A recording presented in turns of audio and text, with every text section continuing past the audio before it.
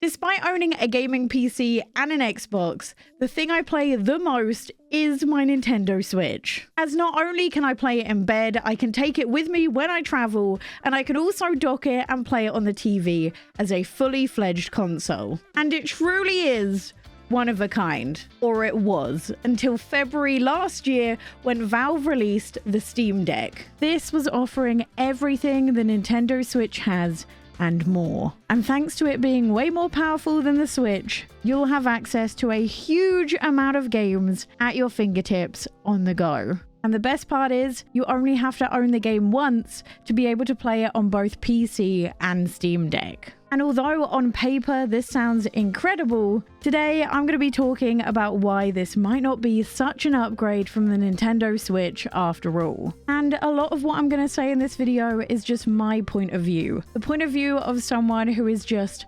okay at dealing with the technical side of PC gaming. So first up, we're going to consider the biggest difference between these two, and that's just their size. As you can see, the Steam Deck is much larger than the Nintendo Switch, but still has the same screen size as the OLED. But I will say, despite the fact that the Steam Deck is much larger, it's actually a lot more comfortable to hold than the OLED is without any accessories, despite being almost 250 grams heavier than the Nintendo Switch. But this increase in size does come with a downside. My small hands actually really struggle to reach both of the sticks comfortably. And sometimes I have had to cut my gaming sessions short as I get this really bad pain down here on my thumb just from trying to hold it for extended periods of time. There's also a few things I found a little bit pointless on the Steam Deck. They have these things that are sort of like trackpads, and so far no game I've played on the Steam Deck have used these other than treating them like additional buttons. I think maybe if I was playing a management style game that kind of needed the mouse a little bit more, they might be more useful, but I really can't see them being easy to use whatsoever. But I am a fan of the buttons on the back of the controller, as you can basically map them to be anything you want them to be, which can be really useful in stuff like farming sims. Then we have the screens themselves. Now first up, it is a different aspect ratio to normal screens, and this will be important later. But all you need to know is it's a 720p LCD screen, so it's basically the same screen as on a normal Nintendo Switch. Now, if you're used to playing an OLED like I am, it will feel like a bit of a downgrade, as obviously the OLED is a lot more colorful and a lot brighter than the LCD screens are. Interface-wise, it is pretty easy to use. It's definitely easier if you're already used to Steam on the desktop, as they are very similar. And the Steam Deck have these two buttons that do really help with navigation. On the left, we have a Steam button. This kind of gives you the Steam menu and lets you change things either about the game or access kind of the home menu with all your games on it. And then there's a button on the right hand side that has 3 dots on it, and this lets you access all the different settings for your Steam Deck as you game. And this gives you way more control than the Nintendo Switch does. You can do the normal stuff like changing how bright the screen is. They have an option for a night mode, which the Nintendo Switch desperately needs. But you can also get way more technical and have a bunch of different settings all to do with the performance. This can become particularly useful when you're trying to extend the battery life, which, speaking of battery life, let's get into that. Now, this is where the Steam Deck really does fall short. Technically, this is a portable console. That is, as long as you're only 2.5 hours away from a charging point. Because I found when I played Coral Island on the Steam Deck, it would barely make it to the 2.5 hour mark. Now, the nice thing about the Steam Deck is that it has this little battery overlay that will tell you how long the expected battery life is in terms of hours that you can play. Now, it is worth noting that you can extend this by doing things like capping the frame rate, but there is no battery saving mode, so you'll have to go and make those changes manually. Not every single game will have a battery life as low as Coral Island. When I've played other games that I can't mention quite yet, I could have a battery life of 6 hours and over. But the other thing that I found weird compared to the Nintendo Switch was just how loud it is. I found that when I was playing things like Coral Island, the things that eat the battery life a lot faster, the fans would get really, really loud. And I really don't think I'm being dramatic to say that I probably would feel a bit embarrassed about playing this on the train or the plane, just because the person next to me would definitely be able to hear it. Now, I know people bring on laptops and they can be kind of loud as well, but this is probably comparable to like a mid-range laptop sound. Not quite a gaming laptop, not quite that loud, but definitely audible to not just you. But the reason why the battery life is so low and the fans are so loud is how much power this system has. Now, I'm not a very technical person, but I will put the specs on the screen right now to see how this weighs up against the Nintendo Switch. And this shows without a shadow of a doubt that the Steam Deck is considerably more powerful than the Nintendo Switch is. Now, this added power means that the Steam Deck can run games at a lot higher graphical settings and a lot smoother than the Nintendo Switch can handle. And in theory, it can even tackle games that won't even run or be ported to the Nintendo Switch either. And that's not really surprising. The Nintendo Switch is over 6 years old at this point, and not only are some games completely skipping out on being ported to the Nintendo Switch entirely, despite having sold over 100 million units, but the games that do decide to come to the Switch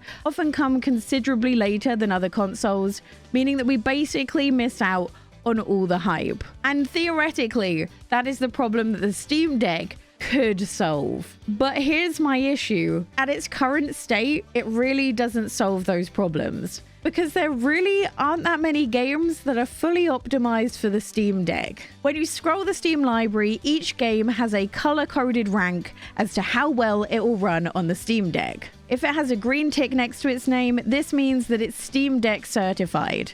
This basically gives you the same experience as the Nintendo Switch. You download the game and you can play it fully optimized and ready to go. Then you have an amber color next to the game. This means that the game will run on the Steam Deck, but there will be issues that you manually need to fix in order for the game to run its best. Now, before you download the game, it does outline the issues that there are with it, let you know what needs to be fixed. These can be small things like changing the resolution so it fits the Steam Deck in the game settings. This can also mean at some points you need to use the touchscreen as a sort of makeshift mouse, as it's not fully controller compatible. And it can also mean that you might have to remap the controls, aka going to the menu and clicking what button does what to get it to fully work with the Steam Deck controls. For the most part, it is relatively simple to do, but it's definitely not a plug and play situation. Then you'll also have these games that literally just say they're unknown. And this isn't really too much of a problem because unlike the Nintendo Switch, Steam has a wonderful and incredible refund system. So if you end up buying a game to see if you can get it to run on the Steam Deck, and it doesn't run at all, you can just go through and get a refund on the game. So it's not like you wasted any money. And then finally, you also have a section that says not compatible. These are developers who have opted out on allowing the game to be used on the Steam Deck. The only one I can remember off the top of my head is Destiny 2. These games you won't be able to download whatsoever or access on the Steam Deck library. And the nice thing is, if you already have a pretty extensive Steam Deck library like I do from the years of playing PC games, you can go through your library and get it to sort by Steam Deck compatibility. So you'll be able to tell in an instant which games you can and can't play. But here's where the real issue lies with the Steam Deck. So far, almost all of the games I have seen have the green tick to say they are fully Steam Deck compatible are also on the Nintendo Switch. And I think the big reason for that is the Steam Deck just hasn't sold that much. So far, it's estimated that they've sold just over 3 million units. For comparison, the Nintendo Switch is on 122 million. So if a developer is going to spend their time and money optimizing their game for something, the chances are they're going to pick the Nintendo Switch first, and then as a byproduct also allow it to be on the Steam Deck. And I honestly don't see that changing anytime soon either. There is, however, one absolutely massive advantage the Steam Deck has over the Nintendo Switch that I don't see enough people talking about. And that is the price of games. The games you buy on the Steam Deck are the same games you buy on Steam. so you get the same incredible Steam sales and also just the lower baseline price of most indie games. Also, for those of you looking to buy a Steam Deck who don't have a PC or don't have a Steam library whatsoever, then you will be glad to know that you can navigate the store page directly on the Steam Deck itself and buy games there. So you don't necessarily need a PC to be able to play the Steam Deck.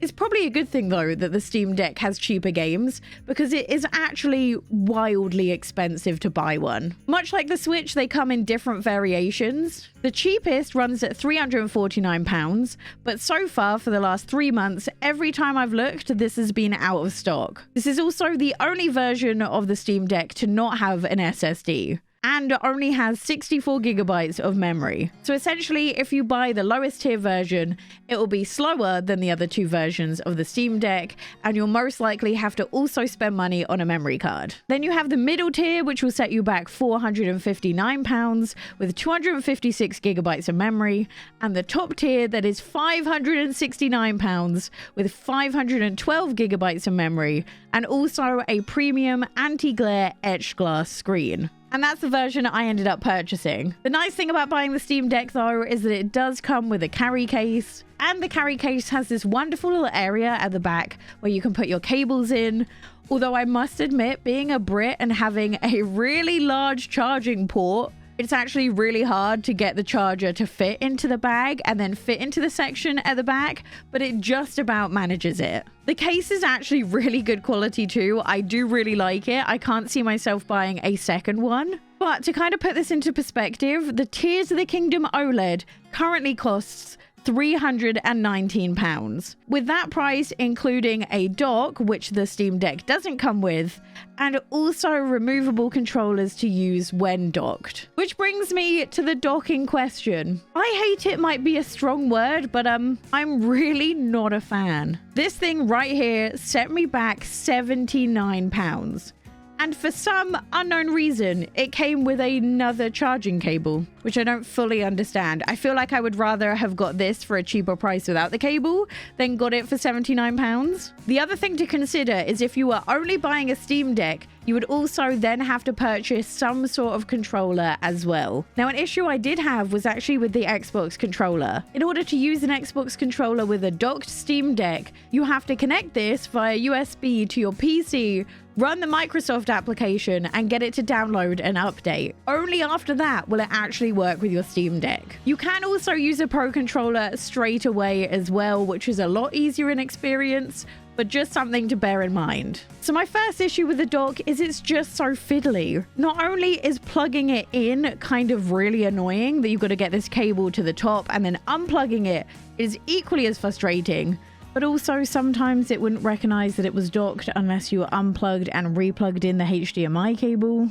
But none of that was really my problem. The problem came when I was actually trying to play games with it. I will say, bear in mind, I'm not the most technical gal, so this is more just my experience with it, and this might not actually be what you can do, if that makes sense. I've tried my best to get educated and figure it out, but this is my understanding so far. When you dock your Nintendo Switch, it goes from being 720p in handheld mode to 1080p on your TV. The Steam Deck doesn't do this, at least not with games from what I've seen. When you go into a game and you try and change the resolution, the maximum resolution the game can still be is 720p. But the dock does give you the option to then upscale that footage to be 1080p. Now, this does come at a cost in terms of its power, so just bear that in mind. But in order to find that upscale setting, I had to Google it and figure out what on earth all these things meant to turn it on. So getting the most out of playing on your TV is definitely not as easy as the Switch. And I know most people don't buy the Steam Deck for this, but it is something to bear in mind, as a lot of people say, oh, it can also do what the Switch can do. And yes, it can do it, but it's not as easy. Now, the reason I've broken my video down like this is not to try and put you off buying a Steam Deck, but to make sure you know what you're getting into. Ultimately, if you are just a plug and play kind of person like I am, then effectively what you've got is a more powerful Nintendo Switch but without any of the Nintendo Switch exclusive games, and you end up paying a much higher price to be able to play some games at higher graphical settings. If you are someone who can handle making adjustments to games on the fly if and when they need them, then yes, you will have a much larger library of games than you do on the Nintendo Switch. However, I'll also add the caveat of saying that I don't think this is a good replacement for buying a small gaming PC or a gaming laptop.